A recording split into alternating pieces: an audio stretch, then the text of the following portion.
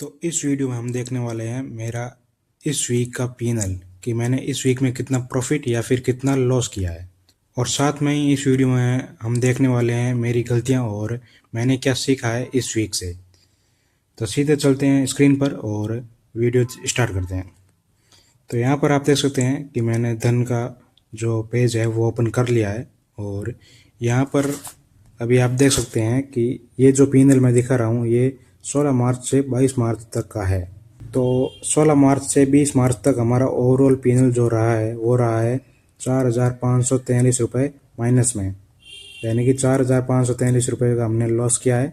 और net P&L हमारा जो रहा है वो रहा है 4,959 रुपीज़, जिसमें कुल हमने 12 ट्रेड्स ली थी। ये बाय सेल दोनों साइड का है, मतलब 6 ट्रेड्स हमने ली थी।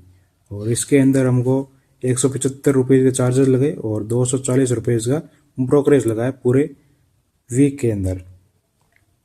तो यहाँ पर अभी हम डे बाय डे P&L देख लेते हैं कि डे बाय डे हमारा जो P&L था वो कितना था। तो यहाँ पर आप देख सकते हैं 16 से 20 मार्च के बीच में मैंने 3 दिन ट्रेड्स की थी। तो फर्स्ट डे 16 तारीख को मुझे 1423 रुपये का लॉस हुआ था और नेट P&L जो हमारा रहा था वो रहा था 1565 रुपीज़। फिर 17 मार्च को मैंने एक ट्रेड ली थी जिसके अंदर मुझे 559 रुपीज़ का लॉस हुआ था और नेट P&L हमारा 626 रुपीज़ का रहा था।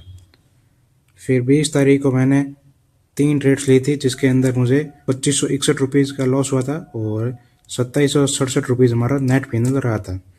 तो पूरे वीक में 5 दिन में से मैंने 3 दिन ट्रेड की थी और 2 दिन मुझे जो है ट्रेड नहीं की थी। तो 3 दिन में तीनों दिन हमारा ऐसा लेट हुआ था और ये जो वीक था हमने लॉस में एंड किया था। तो अभी साथ में आप लोगों को पूरे महीने का भी P&L एक बार दिखा देता हूँ। तो यहाँ पर आप देख सकते हैं कि इस महीने अभी तक हमने ओवरऑल P&L जो बनाया है वो बनाया है 6,555 रुपये का और नेट P&L जो रहा है वो रहा है 5,431 रुपये का।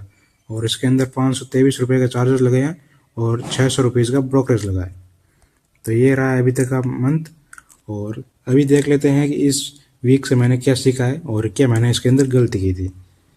तो यहाँ पर अगर मैं आप लोगों को ले चलता हूँ 16 तारीख को, तो 16 तारीख को मैंने 2 ट्रेड ली थी और जिसके अंदर मुझे ऐसा लूटा था। इसके अंदर मैंने कोई गलती नहीं की थी, अपना सेटअप जो था वो फॉलो किया था और इस दिन मुझे एसएल हिट हुआ था।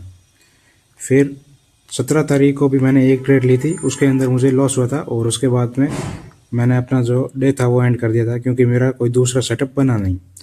और फिर 20 तारीख को जो है वो 2561 रुपीज़ का लॉस हुआ था। ये दिन हो सकता था कि मैं 2500 रुपीज़ के प्रॉफिट में एंड कर सकता था, बट वहाँ पर 1-2 गलती हो गई थी और उसकी वजह से जो मेरा डेली लॉस लिमिट था वो हिट हो गया था। और फिर उसके बाद में जो एंट्री बनी थी वो मैंने नहीं ली थी, क्योंकि अगर मान लो मैं वो एंट्री लेता और उसके अंदर मुझे फिर से ऐसा लगता तो यहाँ पर मैंने जितना प्रॉफिट किया था जिस दिन मुझे टारगेट मिला था तो उतना मेरा लॉस हो जाता। तो मेरा ये मानना था कि लॉस जो है वो प्रॉफिट से कम होना चाहिए, मतलब जितना प्रॉफिट हुआ है लॉस उससे कम ही होना चाहिए, उसके बराबर या उससे ज़्यादा जो लॉस है वो नहीं होना चाहिए। इसलिए मैंने इस दिन कोई ट्रेड ली नहीं थी उसके बाद में 2 एक्सेलेरेट होने के बाद में। और उसकी वजह से जो मेरी आगे ट्रेड बनी थी जो कि सही भी थी, उसने मुझे लगभग 70 से 80 पॉइंट्स दिए थे। तो वहाँ पर वो मैं ट्रेड लेता तो यहाँ पर मैं 2500 प्लस में एंड कर सकता था, बट वो रूल था मेरा कि मैं 2 ऐसे लीड होने के बाद में ट्रेड नहीं लूँगा, इसलिए मैंने वो नहीं ली थी। तो ये थे मेरी इस वीक से सीख और मैंने क्या गलती की थी। और एक बार आप लोग भी बता देना कि आप लोगों ने इस वीक से क्या सीखा, और मुझे अगर कोई आप लोगों को राय देनी हो तो वो कमेंट बॉक्स में ज़रूर दीजिएगा। मिलते हैं आपसे मंडे को एक ऑप्शन ट्रेडिंग के वीडियो के साथ। तब तक के लिए गुड बाय।